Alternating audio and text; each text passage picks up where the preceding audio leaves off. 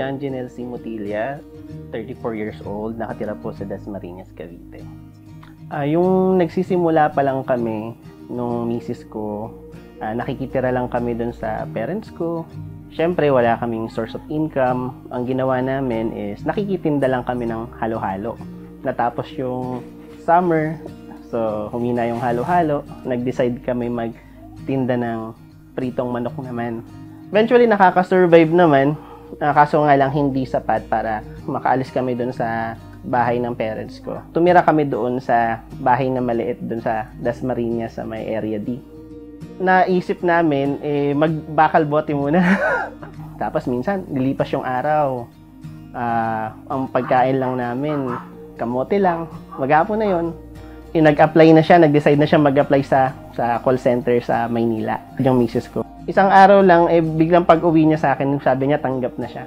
Yung nag-apply ako dun sa IBM, kasi nga gusto ko siyang masabayan ng oras, nire-review ko yung sarili ko. Tell me something about yourself. Sasagutin ko yung sarili ko. Tapos, why should we hire you? Yun yung mga tanong na sinasagot ko sa sarili ko. Pero ganun yung naging paraan ko para i-improve ko yung paraan ng pagsasalita ko, lalo na sa English. Yung initial interview pa lang nun, nagustuhan na yung sagot ko. So, yung mga panahon na yun, pareho na kaming call center, nagtatrabaho na kami sa Maynila. Ayun, medyo nakakapagod, talagang sobrang pagod ako araw-araw. Hindi ko na yun talaga kinaya. Ngayon, meron akong mga kaibigan na nagsasabi nila na may ibang opportunity. Bakit hindi mo subukan mag-work from home? Ang una kong ginawa, nagbuklat ako ng laptop. Maghapon, nanood ako, ano ba yung virtual assistant. After 3 weeks, yung swerte naman, nakakuha ako ng kliyente kaagad.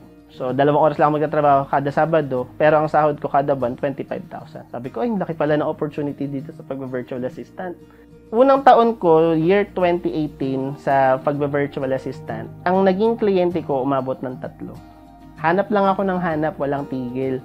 Tapos, marami rin akong nakuha mga rejection. Pero hindi ko na masyado pinansin yung mga rejection na yun kasi ang goal ko lang is makakuha ako ng kliyente. Nagsisimula ako magtrabaho alas 6 ng umaga. Unang kliyente, matatapos yun ng mga alas 10. Mga alas 11 yung pangalawang kliyente. Pangatlong kliyente, mga alas 4 ng hapon. Natatapos ako alas 11 na ng gabi. Araw-araw, ganun. Sabi ko, nakakapagod pala. Medyo malaki na yung kinikita ko noon. Kumikita na ako ng mahigit 80,000 noon. So, ang ginawa ko, naganap ako ng mga taon, tuturuan ko. So, nag-outsourcing na kami. No? So, ang ginagawa ko, nakikikat na lang ako. Tapos, hindi pa doon huminto yung opportunity.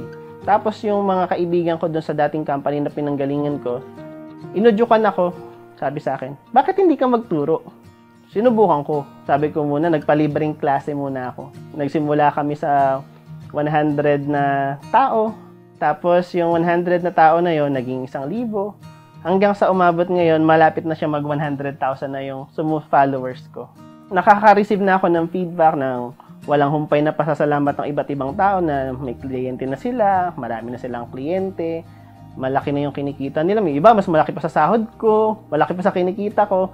Nakapagtayo na kami ng iba't ibang mga negosyo. Ang sinimulan muna namin is milk tea.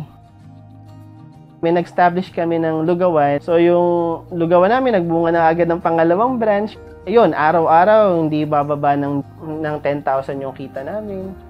Which is, yun na rin yung pinambabayad sa mga expenses, pasahod ng tindera. Tinitreat po nila kami hindi bilang empleyado. Tinitreat po nila kami bilang parang mga kaibigan, pamilya. Hindi po nila pinaparamdam sa amin na empleyado niya lang kami. Matagal ko po silang nakasama. Biling kapitbahay po namin sila. Marunong po silang makisama sa ibang tao. Ako po si Lara Marie Mutilla, asawa po ni John Janel. Naalala ko po dati, nung nagsisimula pa lang kami, ang kinabilib ko po sa asawa ko, hindi talaga siya tumigil hanggang sa, yung maabot niya yung goal niya. Risk lang siya ng risk. Pero yung mga risk naman na po niya na yun, awa naman po ng Diyos, successful naman lahat.